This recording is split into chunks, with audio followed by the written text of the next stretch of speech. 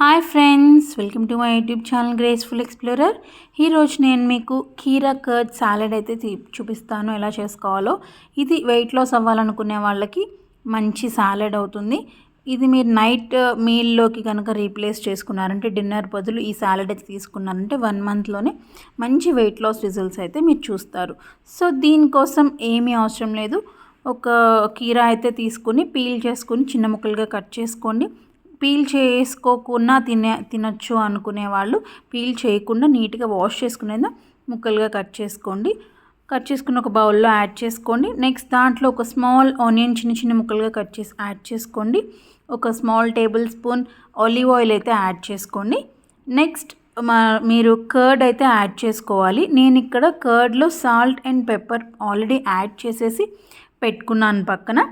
మీరు కావాలంటే సెపరేట్గా అయినా యాడ్ చేసుకోవచ్చు. సో కర్డ్ అనేది నేను యాడ్ చేసుకున్నాను విత్ సాల్ట్ అండ్ పెప్పర్.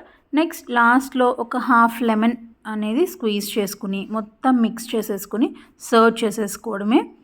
నేను చెప్పినట్లు నైట్ మీల్కి మీరు రీప్లేస్ చేసుకోండి. డిన్నర్ బదులు ఈ సాలెడ్ అయితే తీసుకోండి, చాలా హెల్ప్ అవుతుంది మీకు.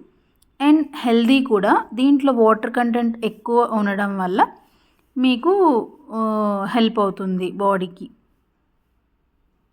చూసారు కదా, మన సాలెడ్ అయితే రెడీ అయిపోయింది. ఇంకేముంది, సర్వ్ చేసేసుకోవడమే.